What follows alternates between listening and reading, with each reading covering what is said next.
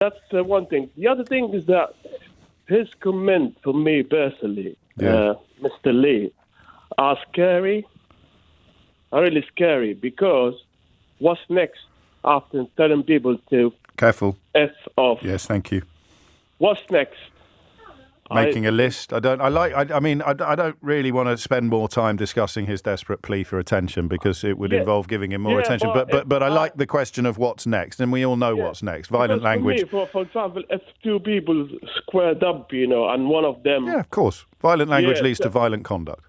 Yeah, that would mean turn into a physical after of course it would. This sort of language. Of course it would. The language of violence leads to acts of violence. There's just because I've got children who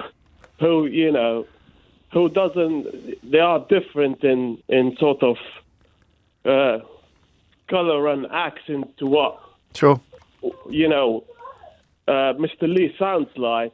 I worry about my children after politician. That meant to keep the place safe and in order. Well, he has given people who are not likely to think too deeply about matters permission to speak disgustingly to people who aren't like them. Morning, Nick. Basically, I just want to say is, have people forgotten Britain's foreign policy for the last 20 years? We've gone around mashing up everyone's homeland, i.e. Iraq, Afghanistan, Libya. It's a foreign policy. We haven't mashed up Albania and Bulgaria, have we?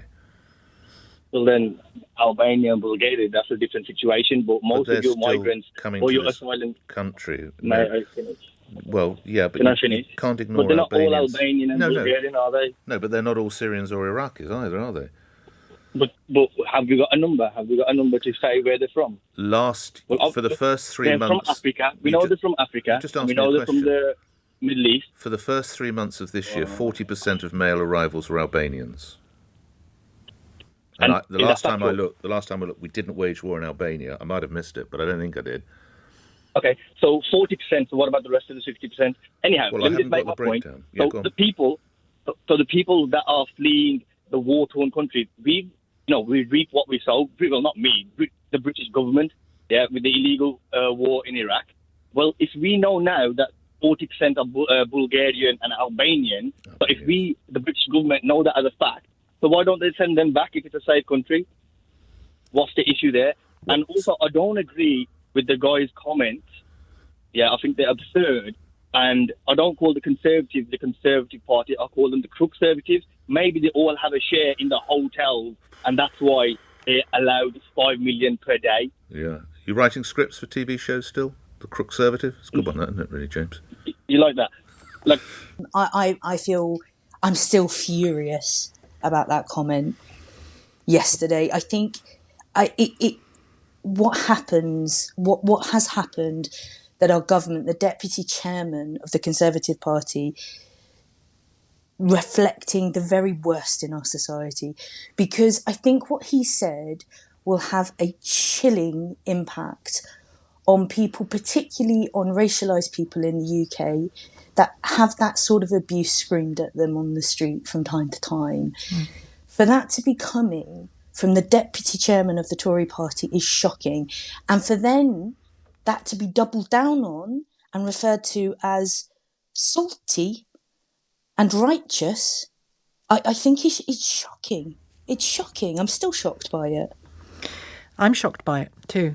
I'm shocked by it in that I hoped that we lived in a better country and were led by better people, but not shocked by it because it looks increasingly like this is built in to the strategy, and with a green light or a blind eye from who, the Prime Minister. And I think there seems to be this rhetoric that that's what the average working class, hard-working person wants to hear. I grew up on a council estate. My parents were, hard-working parents, but never would any of my family or anyone that I know expect a leading politician to speak like that about refugees, because he knows that they are overwhelmingly refugees. And that's apart from the fact. And even if he didn't, he's therefore in the wrong job and should get out of it. Precisely. And this massive dumbing down, it's a dumbing down of information to the electorate, which is insulting, frankly, because he knows full well that people aren't coming from France. People are travelling via France. And he also knows that France takes at least 4 times as many asylum seekers than the UK.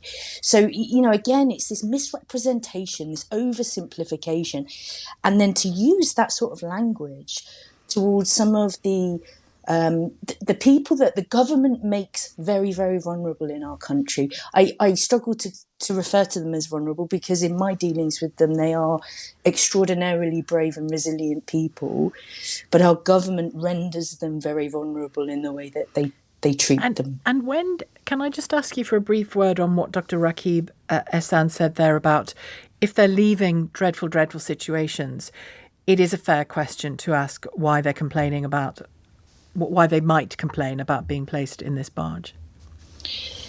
I think that there's a discussion to be had, and if someone would like to, ask that question in a civilized way and have that discussion, then by all means, let's do that. I don't think that the comment from Lee Anderson lends itself to a civilized adult discussion. However, having said that, I think it's fair to say that people legitimately might have expected better from the UK than the treatment that they're receiving. I think it's interesting that the handful of people that stayed on that barge last night predominantly did so because they were promised by the Home Office that their asylum claims would be processed faster.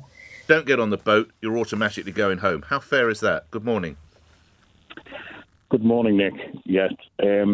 My comments, we've stayed on the barges. I work in the oil and gas industry, and I've actually stayed on similar bibby barges in the Shetlands, the Falklands, and also over in Norway. Right. Was it 2 to a room, though, Roy? No, they weren't. They were 1 to a room. Yeah. That does make a difference, doesn't it, sir? Yeah, but we also, when we work offshore in the North Sea on conventional platforms and rigs, 9 times out of 10, we are 2 to a room. Okay. Even today in 2023, that's the norm. Okay. I mean, these aren't large rooms. I don't know if you've seen them on in your newspapers. The idea that if you don't go on board, you're automatically going back to Afghanistan or Syria. Would you support that, lastly, Roy? Definitely. Yes, I'm sorry. I mean, I'm not a supporter of the stories, and I never will be. But it doesn't matter what you try to instigate in this country, it's always wrong. People just jump on the bandwagon. I mean, there's an army of solicitors and lawyers getting fat on the back of these people, defending them. That is yeah. Your voice, particularly in Runcorn, that will be music to the ears of Conservative Command.